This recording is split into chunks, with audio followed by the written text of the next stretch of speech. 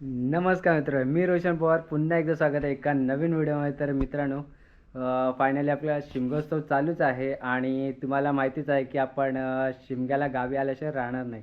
भले जगाच्या कुठल्याही पाठीशी असलं तर आपल्याला शिमग्याला गावी येणंच आहे. तर तीच परंपरा जपत ऋषभसुद्धा आलेला आहे आपल्या शिमग्या निमित्ताने. तर आपण आता जस्ट आलेलो आहे. खरं तर आम्ही येतानाचा एक ब्लॉग बनवला नाही, कारण की थोडाफार तो प्रॉब्लेम झालेला. सो आम्ही बनवत होतो पण अर्धवट झालं, पण त्यामुळे म्हटलं तर पूर्ण शूट नाही केलं. काय हरकत नाही. पण आता आम्ही मस्त की फ्रेशसुद्धा झालेलो आहे आणि आता आपली गावकीची जी माणसं आहेत ते आता चाललेत होम उभं करायला. म्हणजे तुम्हाला जर होम माहिती आहे, तुम्ही कोकणी असेल तर होम तुम्हाला माहितीच असेल. तर नसेल माहिती तर व्हिडिओ पूर्ण पहा.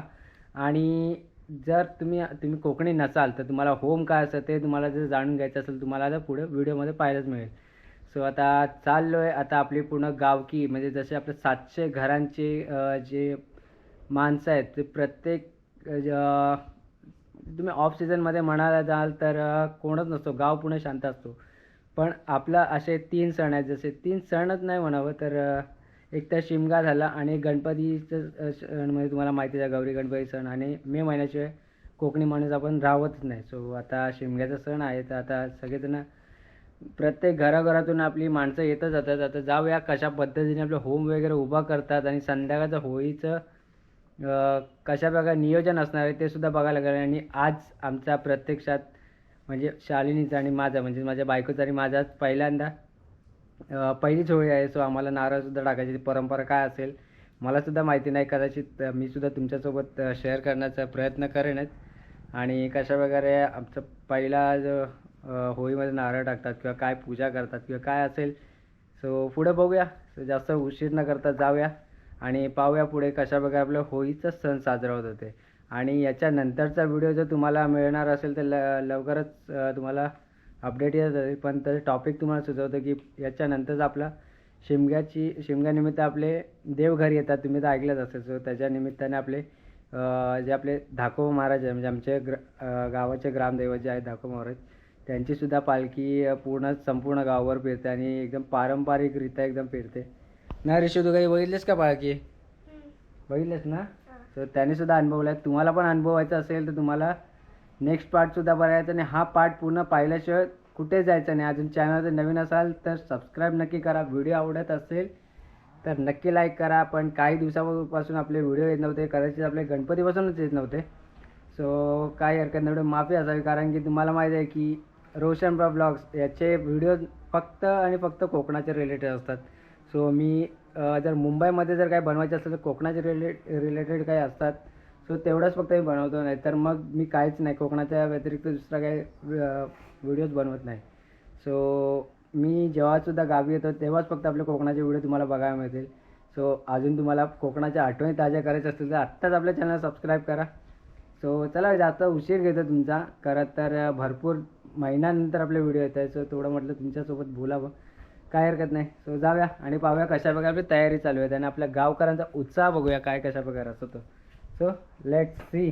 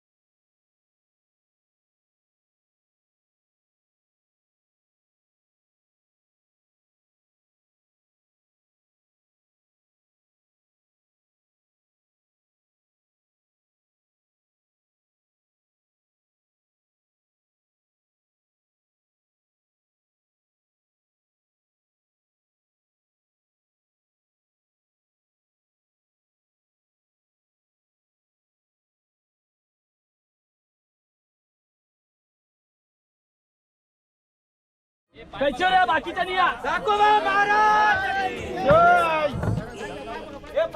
थांबा थांबा थांबा. ए सोपा सोपा थांबा थांबा जरा. ए भाऊ भाऊ पाय सांभाळा बघतो. ए भाऊ त्याला सरपण घे, तुझी बाजू तुझी बाजू सरकून घे. ए भाऊ ह्याच्याकडची बाजू सरकून घेऊ दे. त्याच्याकडची बाजू सरकून घे. आवाज थांब बघ आता. ए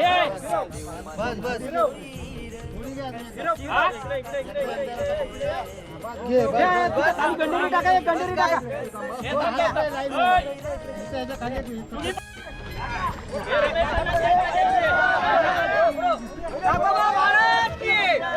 ए, रमेश, ह्याला मागे घ्या आणि हा बघ बरोबर हा इथं यायला पाहिजे. इथं येऊ दे. इथं येऊ दे त्याला. हा पाठीमागे ढुगान उचला. ही रस्सी काढून घे. बोला.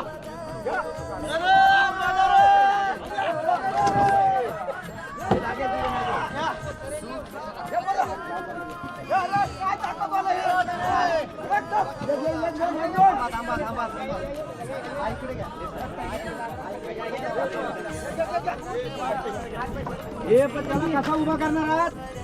हो पुन्हा तिकडे हा इकडे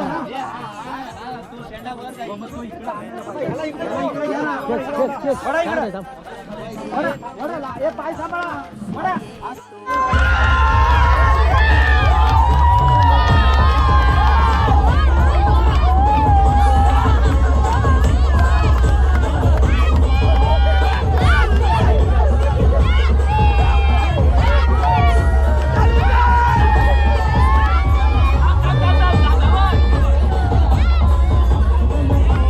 काल काय देवी बस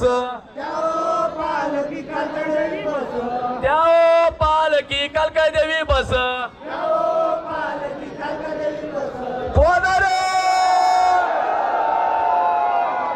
कलंकीच्या बेटी एका कोमटा पाळेला.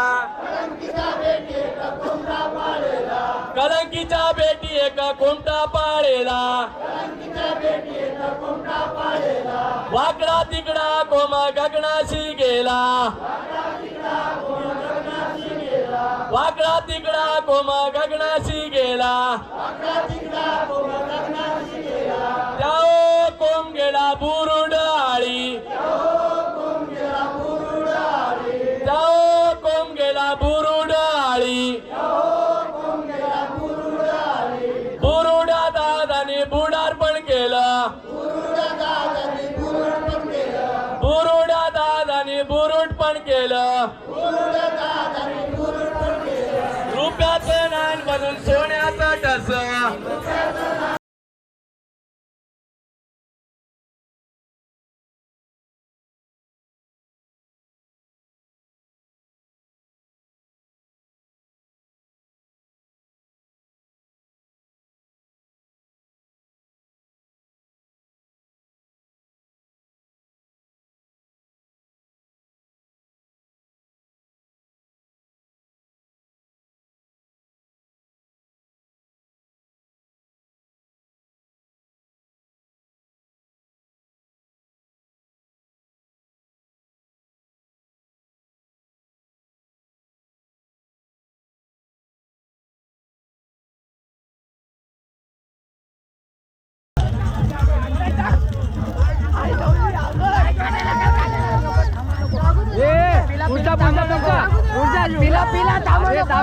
पिला लागो पुढच्या. अरे पुढच्या गावड्या.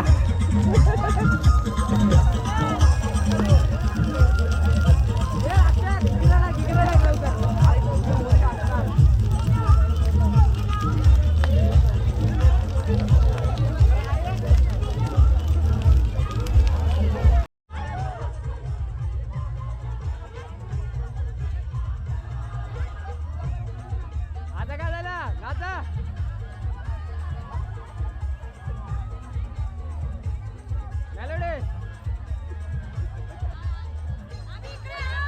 सगळे सगळे सगळे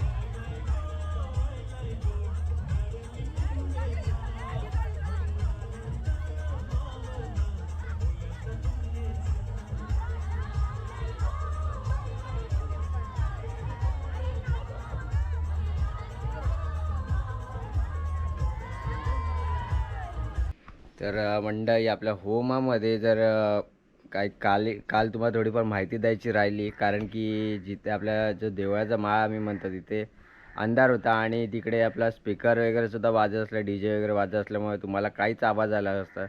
सो म्हटलं फक्त तुम्हाला त्याचे फक्त फुटेज दाखवले. सो थोडंफार तुम्ही समजून घेऊ शकता आणि तुम्ही मजासुद्धा करू शकता त्यामध्ये.